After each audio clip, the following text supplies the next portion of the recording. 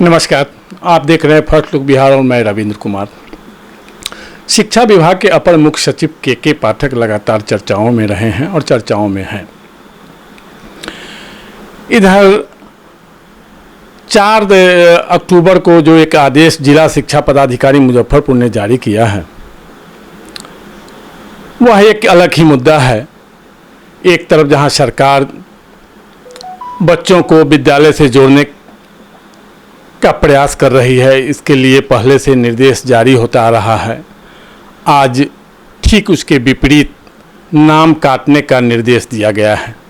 जिला शिक्षा पदाधिकारी ने 4 अक्टूबर को जारी अपने पत्र में सभी विद्यालय के प्रधानाचार्यों को निर्देशित किया है कि आप जो बच्चे अनुपस्थित हैं काफ़ी दिनों से, उनका नाम काट दें। इसके लिए उन्होंने यह भी पत्र में बताया है कि मुजफ्फरपुर जिला के लिए यह 1 लाख लक्ष्य रखा गया है। तो आखिर 1 लाख बच्चे स्कूल से वंचित होंगे, वह भी बिना जांच के। और यह भी निर्देश दिया गया है कि 3 अक्टूबर को सायंकालीन VC में यह निर्देश दिया गया है कि अनुपस्थिति के आधार पर या 10% बच्चों का नाम आप विद्यालय से काट दें। यदि आप 10 अक्टूबर तक लक्ष्य को पूरा नहीं करते हैं तो आप पर कार्रवाई होगी। इस संबंध में हम बात करते हैं शिक्षक संघ के प्रदेश अध्यक्ष बंशीधर ब्रजवासी से।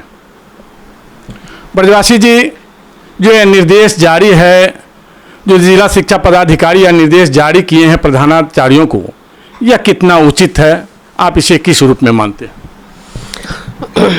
किसी भी पदाधिकारी को इस तरह का आदेश जारी करने से पहले सोचना चाहिए कि संवैधानिक पहलू क्या है, व्यवहारिक पहलू क्या है, और हमारा जो देश है उस देश का जो संविधान है वह किस प्रकार की अवधारणा को लेकर के चल रहा है। यह तो जो आदेश जारी हुआ है यह अपने आप में अजीबोगरीब आदेश है, और इसको क्या कहा जाएगा, इसके लिए अब हमारे विभाग के जो आला अधिकारी लोग हैं, अब इतने बड़े बड़े पदाधिकारी हैं। राज्य के अपर मुख्य सचिव आदरणीय के पाठक जी स्वयं IAS हैं, बिहार के तेज तर्रार लोगों में जाने जाते हैं, और उनको नियम कानून की भी अच्छी समझ है, वो जानते हैं। लेकिन मुझे लगता है कि कहीं ना कहीं उनको या तो कोई मिसगाइड कर रहा है या वो इन चीज़ों को ठीक ढंग से समझ नहीं पा रहे हैं। शिक्षा का अधिकार अधिनियम बनाया गया 2009 में, 1 अप्रैल 2010 से इसको लागू किया गया। इस अधिनियम को यदि आप पढ़िए तो इस अधिनियम में यह कहता है कि बच्चों को हमको स्कूल में लाना है और 6 से 14 आयु वर्ग के सभी बच्चों को मुफ्त और अनिवार्य शिक्षा हमको उपलब्ध कराना है। और मैं आपके मीडिया के आपके चैनल के माध्यम से मैं यह आदरणीय लालू यादव जी तक यह बात पहुंचाना चाहता हूं। आदरणीय लालू यादव जी, अभी तो आपकी सरकार है, आप तो सरकार में शामिल हैं। जो लालू यादव, जो सामाजिक न्याय के मसीहा आदरणीय लालू प्रसाद यादव जी इस आवश्यकता को महसूस किया 90 के दशक में, जब वो चीफ मिनिस्टर थे, तो उन्होंने महसूस किया कि यहाँ के गांव गरीब के बच्चे, पगडंडियों के बच्चे, गांव के गलियों में आवारा घूमने वाले बच्चे, सुअर चराने वाले, बकरी चराने वाले, भैंस चराने वाले, गाय चराने वाले, घोंगा चुनने वाले, मछली पकड़ने वाले, जो मजबूर, लाचार और बेबस घरों के बच्चे हैं, इन बच्चों को शिक्षा से कैसे जोड़ा जाए, इसके लिए इन्होंने चरवाहा विद्यालय की स्थापना की थी। इस चीज को आज क्यों भूल गए लोग? आज लालू जी जिंदा हैं या नहीं, उनका जमीर जिंदा है या नहीं, मैं यह पूछना चाहता हूं। लालू जी, आप सरकार में हैं, आप बताइए बिहार के लोगों को, आप सामाजिक न्याय के पहरुआ अपने को कहते हैं, आप वही लालू जी हैं अभी या बदल गए? ये दूसरा कोई लालू आ गए क्या? जिस लालू यादव ने कहा था कि गैया बकरिया चरती जाए और मुनिया बेटी पढ़ती जाए, कि वो जानते थे कि बकरी चराना किसी की मजबूरी है। जब तक रोटी के सवाल पर इतना बड़ा पत्थर पड़ा हुआ रहेगा, तब तक कोई भी व्यक्ति आदर्श की बात करना और नियम कानून की बात करना बंद करे। इस देश के अंदर में, इस राज्य के अंदर में, बिहार के इस पिछड़े हुए सोसाइटी के अंदर में ऐसे बहुत बड़ी एक आबादी है जिसके समक्ष रोटी का संकट है। अगर उनके बच्चे खेतों में काम नहीं करें सीजन में जाकर के, धन रोपनी का जब समय आता है धान रोपने के लिए, उस समय उनके बच्चे उनके मदद में खेत में जाते हैं और वो नहीं जाएंगे तो वह खेती नहीं हो पाएगी। उनके बच्चे जाते हैं पशुओं को चराने के लिए, और इस बात को लालू जी समझते थे। उन्होंने कहा था, वह घोंघा चुनने वालों या सुअर चराने वालों, पढ़ना लिखना सीखो। तो ये सुअर चराने वाले, घोंघा चुनने वाले, भैंस चराने वाले, बकरी चराने वाले लोगों को भी, कि बकरी भी चरती रहे और पढ़ाई भी होती रहे, तो ये चरवाहा विद्यालय इन्होंने खोला था। यह नहीं कहा था कि बकरी चराने के लिए जाओगे तो स्कूल से नाम काट कर हटा दिया जाएगा। आज मजबूरी में अगर कोई बच्चा अपने अभिभावक के कार्यों में हाथ बटाने के लिए विवश है, तो आज आप उसका नाम काट के हटा दीजिएगा। इसका जवाब आपके चैनल के माध्यम से मैं लालू यादव से मांगता हूं। लालू जी, आप बताइए कि क्या यही सामाजिक न्याय आपका है? इसमें किसी, आज जाति भी तो गिनवा लिए ना, आज जाति गिना गई, जाति की गिनती हो गई। इसमें आपने बता दिया कि यहां पर कितने % लोग हैं, कह दिया आपने कि ब्राह्मण लोग हैं, भूमिहार लोग हैं, राजपूत हैं, कायस्थ है। कायस्थ तो 1% से भी कम है। पूरे बिहार में हमको बता दिए कि कोई एक भी कायस्थ का बच्चा ऐसा होगा जिसका आप नाम काट कर हटाने की नौबत आ जाए स्कूलों से। उनके बच्चे का नाम काटने की नौबत नहीं आएगी, क्योंकि वो सक्षम है। सक्षम परिवार के बच्चे निजी विद्यालयों में पढ़ते हैं और अक्षम परिवार के बच्चे सरकारी विद्यालयों में पढ़ते हैं। और वो जो अक्षम बच्चे हैं वो आर्थिक रूप से पिछड़े हुए हैं और उनकी मजबूरी है कि वो अपने अभिभावक के कार्यों में हाथ बटाते हैं। अब हम इस मुद्दे पर आते हैं। जो आप मानते हैं जो अभिभावक के काम में हाथ बटाते हैं, गरीबी के कारण वे अनुपस्थित अधिक दिन रहते हैं? निश्चित रूप से। और जब आप उसका नाम काट दीजिएगा स्कूलों से, तो वह बच्चा क्या करेगा?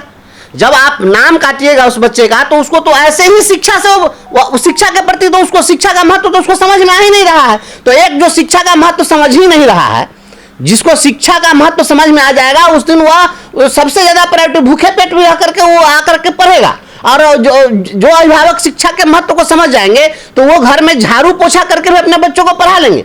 लेकिन जिनको शिक्षा का महत्व पता ही नहीं है, उन्हीं लोगों को मुख्य धारा में लाने के लिए कानून बनाया गया।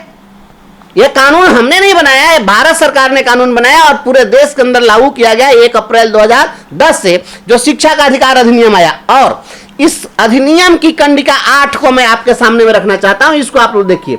यह अधिनियम जो है, उस अधिनियम की धारा 8 में लिखा है समुचित सरकार के कर्तव्य।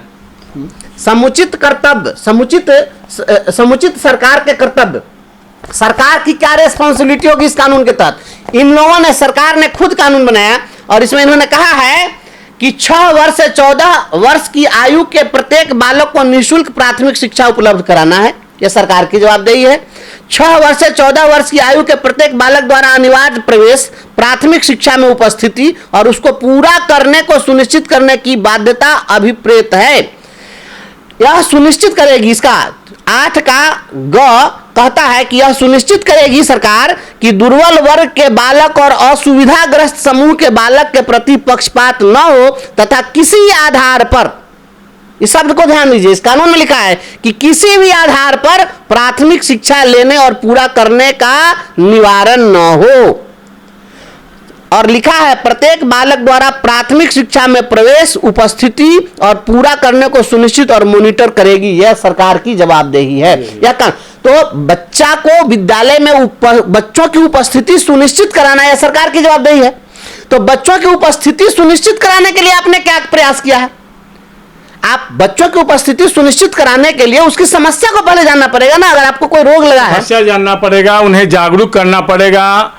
लेकिन उसमें, उस पत्र में एक चीज और की चर्चा है, जो अर्धवार्षिक परीक्षा में अनुपस्थित रहे हैं उन्हीं को आधार मान करके उनके नाम को काट दिया जाए। इस पर आप क्या कहना?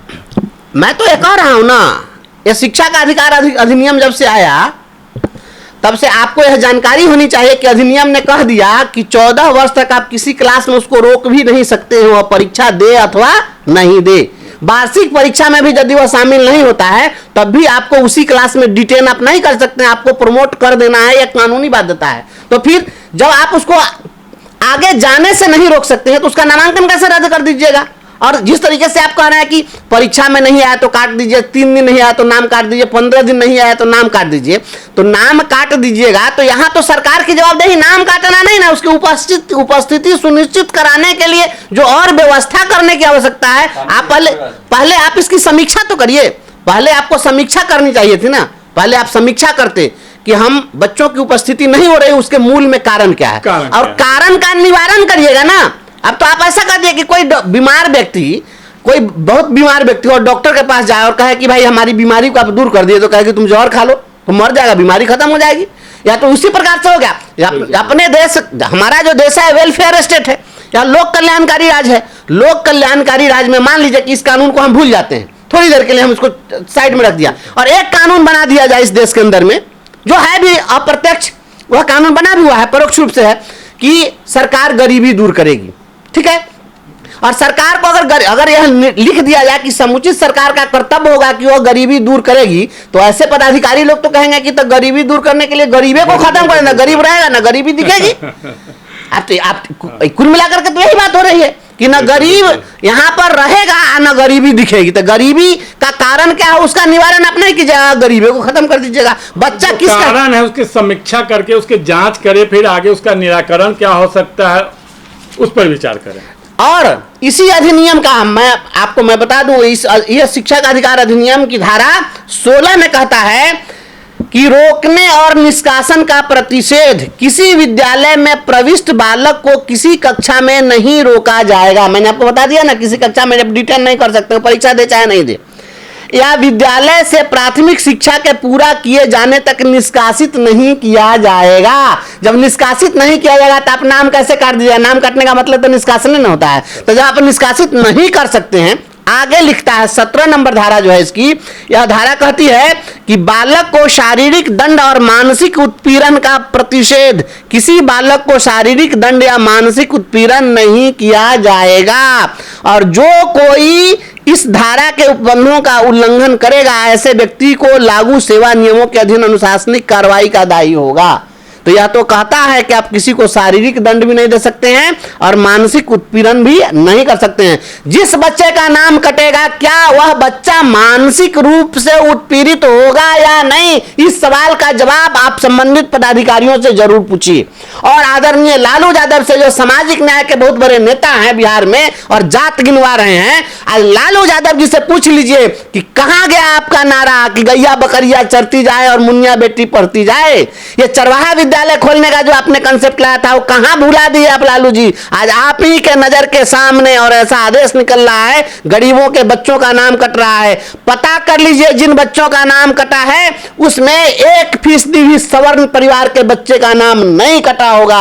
नाम जितना भी कटा होगा, दलितों के बच्चे होंगे, वंचितों के बच्चे होंगे, अल्पसंख्यकों के बच्चे होंगे। और इस तरीके से नाम काट के इनके साथ ज्यादती हो रही है और गरीबों के बच्चों को शिक्षा से वंचित करने की एक कोशिश हो रही है। आप बस यही चाह रहे हैं कि ऐसा बच्चा विद्यालय में नहीं रहेगा बच्चा, तो आप क्या 30 मार खा क्या कर लीजिएगा? जो बच्चा नहीं पढ़ेगा विद्यालय में, तो जबरदस्ती भी आकर 2 दिन 4 दिन अगर आता है तो कुछ पढ़ता है या शिक्षा से जुड़ा हुआ है, नहीं तो सीधे भटकेगा। वो तो बस स्मैकियर बनेगा, स्मैक सुलेशन सुनता है गांव में और रिवॉल्वर लेकर घूमता है टीनेजर, यही होगा और कुछ नहीं। लेकिन इसमें यह भी निर्देश है उस पत्र में, यदि 10 तारीख तक 10 मतलब अक्टूबर तक आप लक्ष्य को पूरा नहीं करते हैं तो आप पर कार्रवाई भी संभावित है, मतलब प्रधानाचार्यों पर कार्रवाई भी संभावित है।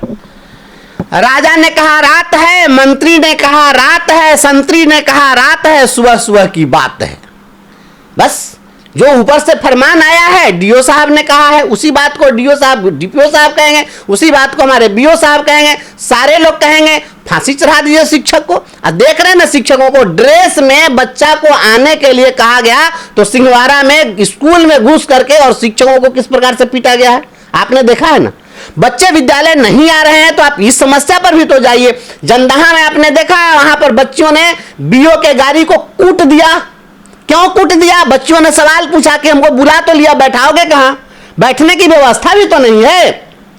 तो अपने बैठने की व्यवस्था नहीं है और वहां उपस्थिति सुनिश्चित कराने की बात कर रहे हैं। ये सब आप क्या करना चाहते हैं, क्या दिखाना चाहते हैं? और कार्रवाई दिखाने से कार्रवाई हो जाएगी। तो फिर क्या 10 अक्टूबर तक अगर आप लक्ष्य को पूरा करेंगे या फिर कार्रवाई के लिए तैयार हैं? अच्छा, ये लक्ष्य जो लोग भी दिए हैं तो ये तो पहले ही से ये पूर्वाग्रह से ग्रसित हैं। ये तो प्रिजुडिस कंसेप्ट हो गया कि आपने तय कर लिया कि इतने लोग, आप कैसे जान गए कि इतने लोग 1 लाख लोगों का नाम काट देना है?